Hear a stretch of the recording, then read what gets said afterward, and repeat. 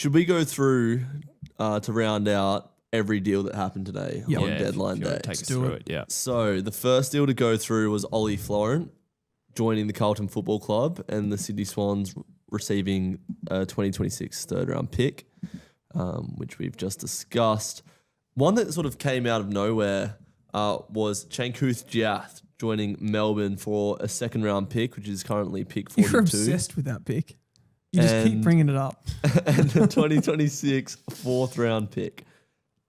How do we like this deal, just in isolation? I think Melbourne have not really tended to draft deep in drafts. So I think 42 is there's a chance we weren't going to use that anyway. So to replace Judd McVie, it's a free swing. I think it's worth giving it a shot. Yeah, it's a good point, actually. Who was the key forward they drafted last year and then they tapped out? Not Jeff, Melbourne? Yeah, nice. But he was from the VFL, from Werribee. Aiden Johnson. Johnson, yeah. Yeah. They went for him and then sort of tapped out. So you're Is right. Is he delisted? Or is he? No, I think he's still on the list. No, he's still there. Yeah, he did okay. Yeah, a bit of a basher. Yeah. But it was sort of seemingly an interesting move in a pretty strong draft that they didn't just have a swing at a younger guy. Yeah. Yeah. True. Serong of the Jai variety joins Sydney. He'll slot in as that second or third tall defender. So Jai Serong and the 2026 fourth go to Sydney and Hawthorn receive a third in next year's draft. Yeah, a nice little money ball selection there for the Swans, and he'll get more opportunity given their depth. You couldn't be at a worse club as a medium to tall defender being at Hawthorn. Yeah, that's right. Yeah, and couldn't be at a better club as Jai Serong thought joining the Swans. Good culture, good acquisitions this trade period. Could be a premiership player in 12 months. Good. I don't think Dean Cox will take him to a flag within his second year. I reckon this is going to be a cool narrative because he's going to have to do something now. He has made massive moves. Yeah. The expectation is going to be big. So that's going to be a story of 2026. Even just on that, first stream we ever did of the season was just riffing into Dean Cox, trying to reinvent the wheel at Sydney. He has shipped out Hayward, Florent, and a plethora of first-round picks for Charlie Curnow. Yeah. These are big deals, man. I don't think it's conclusive that Dean Cox is a shit coach. I'm not saying that. I think there's no doubt that after that grand final embarrassing loss that they had, he really wanted to stamp his authority on this team, and I think he went a bit far. He didn't understand the ramifications for some of the things that he did. I think that's pretty clear, and it crept into the following season. Thoughts, Jesse? Well, this was his first season, no? Yeah. That's what I mean. Okay, yeah, Yeah, right. sorry, I probably didn't word that particular. It crept into the things that he did back after the grand final.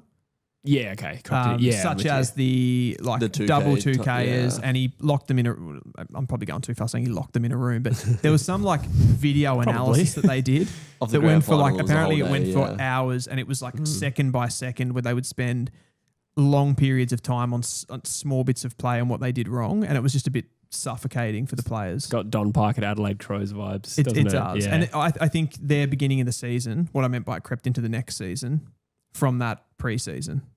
Yeah, I would say that Sydney are still a bit of an unknown quantity under Cox because they were gross. They were decimated by injury this year, and that was evident in round one. So I think they're a flag chance next year. Flag chance is crazy talk. They're definitely a top 4 chance. Yeah. Yeah. Okay. All right. What else did we get? There was a pick swap. I can't be bothered reading out a bunch of numbers. Big shock today as North sent Finnbar Maley and a 4th-round pick to the Crows. This sent shockwaves. And North received a 3rd-round pick, which is currently pick 57, a 2026 4th-round pick, and that was it.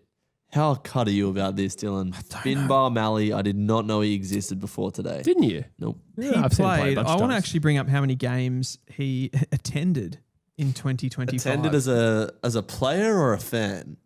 Did he play against Essendon and wasn't that controversial, took too long to have a shot? Oh, that was him. That was Maley, yes. Yeah, they call him the postman. Why is that? Maley. Wow. True Footy Live. Got it. 7 games. And get this on 7 Sport. 7 games is a decent effort. 22-year-old, a young player, very athletic, and has shown potential. He's one of those guys that runs and jumps at the ball fearlessly.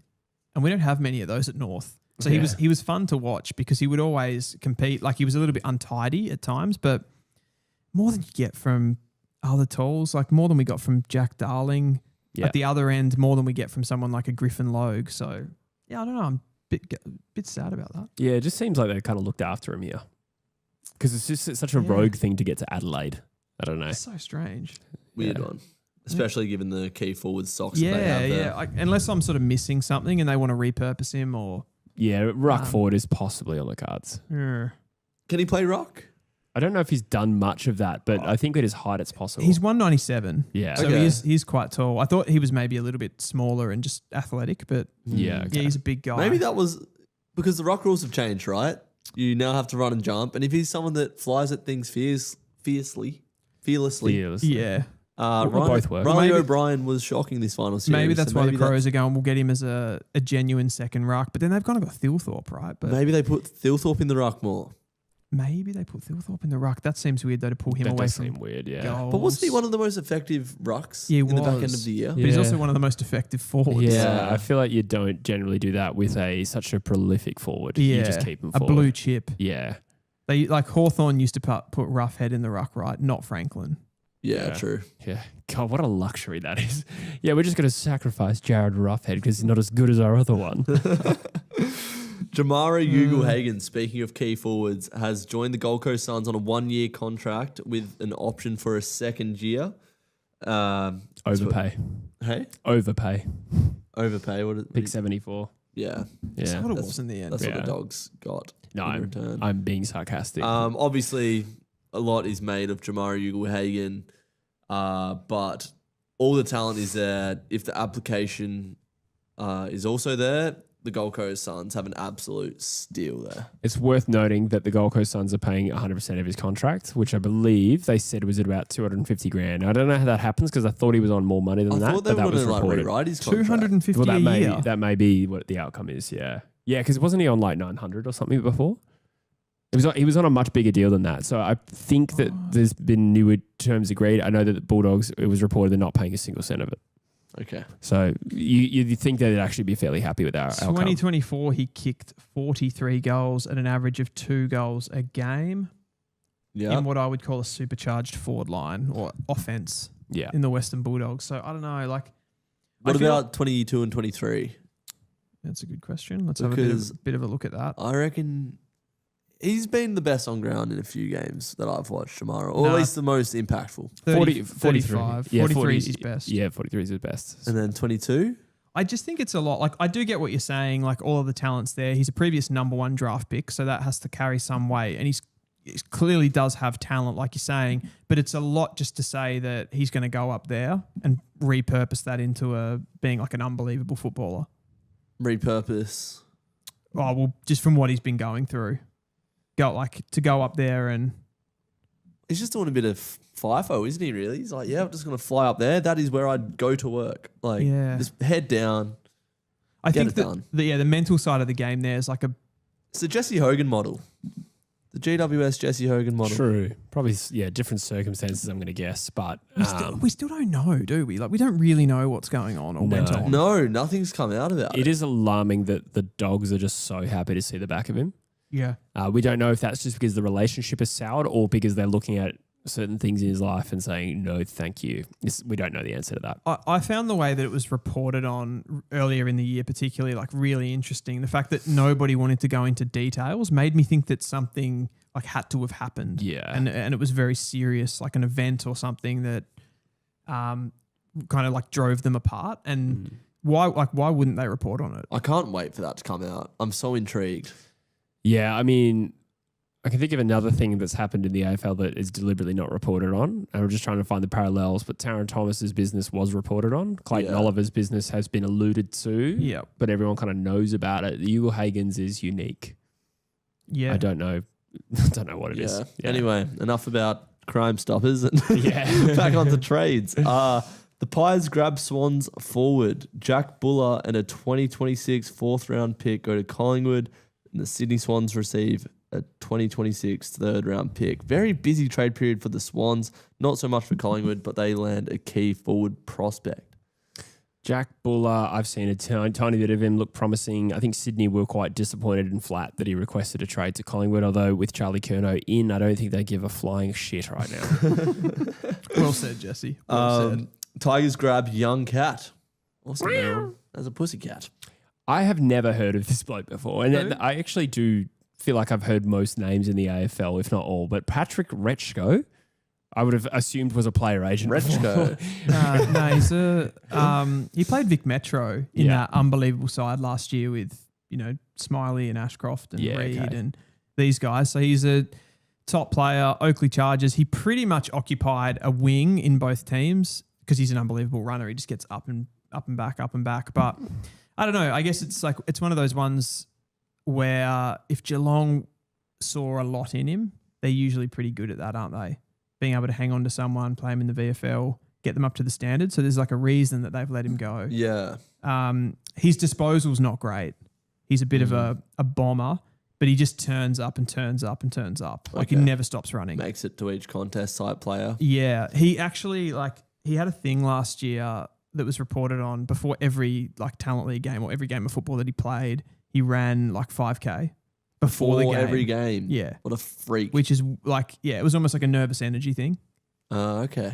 I run 5K and it puts me to bed. Yeah. He won the... I drive 5K and it puts me to bed. He won the 2K time trial at the state combine. He wasn't at the national combine. Truly. State combine, yeah. I just want to point out, Griffin Health says he got delisted but traded a bit odd. Yeah, that is a strange one. I don't know. There must be some reason that happened. There was also a few other questionable ones like Will Brodie being traded for a pick over 100. Why would you just not delist and sign as a delisted free agent? Same thing with who was the other one? There was a second one today. The pick 99. Yeah, that was the one I'm talking about. Sorry. Jamarra, I suppose you could say, is in the same boat. So what is that? What is the logistical difference between delisted free agent trading? They'd already delisted this player. Why did they trade him? Is it just a time frame thing? So the player has clarity before the delisted free agency period starts? Maybe. Maybe someone in the comments knows. Yeah. Why that takes place. But it's probably some technical reason. Because it got announced last week that Geelong delisted Xavier Ivasic. I have heard of him. Yeah. And Pat Retschko, both of them. And they were just drafted in 24, so they only lasted a year. Yeah. From Pat Retschko to Christian Petracca, Gold Coast receive Christian Petracca, 2 second-round picks, currently number 24 and number 28, and a 2026 second, so 3 seconds in Petracca. The D's receive 2 first-round picks, currently 7 and 8, a second-round pick, currently 37, a 2026 first, and a 2027 third-round pick. The Sun land probably the biggest star post-Gaza ever. Petracca's the Sun. Did you just say Petracca's the biggest star? At the Gold Coast Suns. Oh, okay. Yeah, I did the same thing. I was like, what? No. Yes, I'm with you. Brain. Definitely the highest profile player to play since Gary Ablett Jr. for the Gold Coast Suns. So, yeah, from a PR point of view, that helps. I don't know if they really needed too much PR with the way that they finished the season and took out Goal of the Year, Mark of the Year. Did Mark of the Year? No, that was Darcy. Sorry. Goal of the Year and the Brownlow, I should have said. Yeah. How well do you think Petracca will go for the Suns next year, Jesse? Oh, I think he'll probably kill it, to be honest. I'd imagine there's a good chance he plays more forward than mid, given the depth and don't fix what's not broke kind of element of the Gold Coast midfield there. So I think he'll come in as just a general fluttering, high-marking, goal-kicking player. Can you remember that game against Carlton when they were 45 points down or whatever and Petracca kicked 6?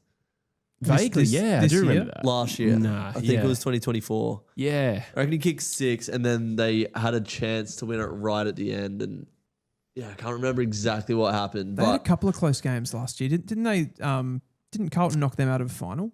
That was 23. Yeah. But this year they had a bunch of close games that they should have won. GWS earlier in the season was one off the top of my head. I think they lost close to Collingwood twice. Anyway, that's not the point. I was going to say. The point was Petracca can be a genuine force in the forward line. And I can't, they got Ben Long in that similar sort of size range, I suppose, when you go key versus non-key.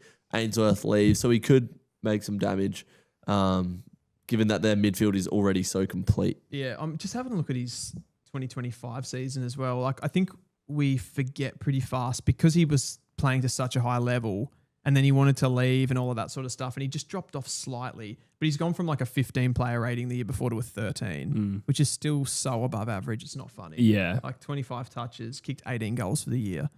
Yeah. So in a like you said, he'll probably play that more predominant forward role, and he'll just pinch hit in the midfield for impact. Mm-hmm. They can kind of take that responsibility off Bailey Humphrey, just let him shark inside forward 50. Yeah. He'll have in a more supercharged offense like Gold Coast, he'll have a great season. It's actually crazy the difference in talent across some teams in this league. Yeah. Like look at Gold Coast first. No. Well, that's the thing. The trade period happens every year, and it's essentially the top 8 sides trying to get better. Yeah. And the bottom 10 sides trying to rebuild. The rich get richer. Roughly. Yeah. Meanwhile, Gold Coast get Christian Petracca, Jamarra Ugle-Hagan, Ezekiel, and Dylan Patterson. Yeah. It's absurd. Is there anyone I'm missing there? And we trade our future first for Matt Whitlock. No offense to Matt. Another surprising trade. Again, Melbourne coming out of nowhere. Jack Steele and CJ today. Only giving up a future 2027 third for Jack Steele, who a few years ago was one of the toughest inside midfielders in the competition. How do you guys feel about this trade? I think when St Kilda tells them it's okay to look around, they cannot possibly ask for much more than that in a trade. I think this kind of makes sense with the experience Melbourne are losing in their midfield. I don't think that is a midfield of Jack Viney and Jack Steele lining up as centre bouncers together with Harvey Langford, maybe the third one. Is that quick enough to really compete with too many teams this year or next year rather? Probably not, but it is a big body to protect the guys developing. So it kind of makes sense. I think we saw it reported a little bit earlier in the day. Jack Steele to Melbourne was on, but that kind of was new today as far as I'm aware. So surprising move, and St Kilda free up a little bit of money off the books too. Dylan, how do you see this Melbourne midfield heading into 2026? Yeah, I said it off the top. Like, I actually think this is a really good marginal gains play. Just like Oliver goes out, Steele comes in. So you're sort of replacing slight like for like, a little bit of a worse player, but for like much less salary. You're clearing the decks culturally as well. So I think that's a big part of this for Melbourne. It kind of shows that it's not all about youth for them. It's just about reshuffling and sort of changing their list up a little bit. The young players are just so talented at Melbourne. So yeah, they've done well. They're getting back-to-back picks. Yep. Back-to-back picks this year. While we're on that, Melbourne have picks 7 and 8. I'm just trying to I've been commenting somewhere. Speculate again on who they might take. We mentioned Sullivan Roby. He definitely won't be available at that pick. No. I mean, Melbourne sort of like looking at what they did last year. They went after Xavier Lindsay. He's a bit of a similar player. They needed a key defender. Yeah, they do need a key defender. You could sort of see them going. I mean, if they could get their hands on a Xavier Taylor, they would absolutely love it. Thread gold. Oh, thread gold. Yeah. Thready. Where's he going? It's too high. It's just a bit too high for thread gold, I think. Didn't you say the other day that Melbourne are a club that always takes bolters? Yeah, they do like they see what they want and they take it. Yeah, which I like. It opens up the possibilities of who they could draft. That's for sure. I think they could go double tall. They could go double tall. I think that's what they need. Like Taylor and Schubert or something. Oh, Taylor won't be there. Chewbacca. Chewbacca, yeah. Schubela. I'm on tonight. Oh, that's Shakira. Schubert and maybe a thread gold would be a possibility. I sometimes have a desire to call him Chewbacca and just do the shoey like. That was actually pretty good. Next on the list, we have Clayton Oliver, who becomes a Giant. He goes to the Orange team. He's an Orange man. This could be one of the biggest steals of the trade period. A 2026 third-round pick. I think this is just going to be a reset, hard reset for Clary. He's going to go up there and could get back to his best footy in a side that has shown with Jesse Hogan that come up here, we'll wrap our arms around you and we'll make you a better footballer. I think this is a good move. Say what you want about whether he's a similar type to Tom Green, but this could be a massive steal. Or he could go to shit. Low risk, high reward for the Giants. And I don't know where it's at with the money, but I think it's a good outcome for Melbourne to get him off the books culturally. And the Giants have a free swing at a good player, knowing they already have a pretty strong culture from the outside looking in. Yeah, I think that's a fair call. I mean, you consider the players that they've lost, such as Peatling and they've had a retirement in there. Cal Ward's retired. There's somebody else that's Perryman was the other one that was sort of midfield depth in a way. So it's midfield depth. I'm probably not as optimistic that this is going to work that well for them though, as far as like making a big difference, moving any needles. Less convinced by that, but it's a low risk move. I agree with that. Matt says Oliver is a jet. Watch him go bang with an elite midfield. I'm going to back him in. My man, Clary. And then the final trade on deadline day was the big one. Swans pay up to land Charlie Curnow. The Swans receive Charlie Curnow, 2 second-round picks in this year's draft and a 2027 second. Carlton receive a war chest of picks. And Will Hayward. So Will Hayward, a first-round pick, which is currently at 11, 2026 first, and a 2027 first. So effectively, Swans' next 3 first-rounders and Will Hayward for Charlie Curnow and some second-round picks. Wow. Curiously, the Florent deal was done separately. I think we said earlier, possibly because they wanted to give Florent that peace of mind. Yes, we'll get this deal done. And then both sides had the opportunity to pull out of the broader deal of Charlie Curnow. But I think 3 first-round picks and Will Hayward, with a second going back and some points going back as well, is about as good as you could possibly hoped for. Outside of the big four, Carlton made a big stance at the start saying, give us Goulden, etc. But coming back to earth a little bit, these picks are about as good as they can get. And like I said, Carlton have an opportunity now to move 9 and 11 up and then still get Harry Dean. So this is 2 top 10 picks potentially for Carlton if they play their cards right, as well as Jack Ison. And then they strengthen their hand next year with Cody Walker. They probably don't really need to stress about what that looks like next year to have 2 first-rounders. And then Sydney's first rounder the following year as well. That's incredible. Yeah, it's just that like old adage that every player has a price ultimately. Yeah. And you have to, if the deal's too good to be true, you sort of have to take it. Just interestingly in this trade, I guess it's not that bad for Sydney either, which is a boring answer to this trade. I think everybody wants that winner and loser, but it's sort of evenly placed, I feel, and they both kind of win. Yeah, the risk assessment it's fair because this first rounder that they've given up is already tied to Max King, then that's not going to be a problem. So it's 2 firsts in years where they're probably going to be competitive, and then Tasmania is present in one of them. So from their point of view, I think they've just strengthened pretty well. Structurally, a little bit more sound. Obviously, we know they got Serong and Roses Jr. as well. And Carlton, yes, they lose Charlie Curnow.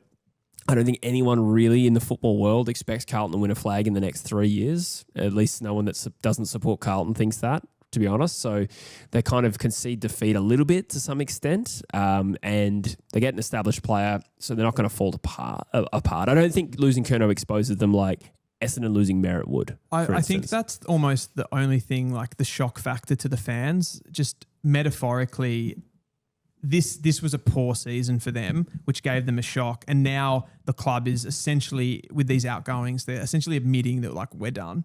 Yeah, or like broad change is really needed. Yeah, TDK, Curnow, like everything, and even the behind the scenes stuff is changing as well. So it's kind of it's just a big metaphorical change, I suppose. Yeah, I almost forgot about TDK. Yeah, I was literally just thinking, like TDK was done so early, Silvani done early, so they've lost Curnow, well, TDK, and Silvani from that list at Carlton. Wow. Yeah. So holding on to Curnow, I think probably wouldn't have made a lot of sense. But they did the right thing by holding out and getting the best deal they could. And they did get the best deal. I think that was possible.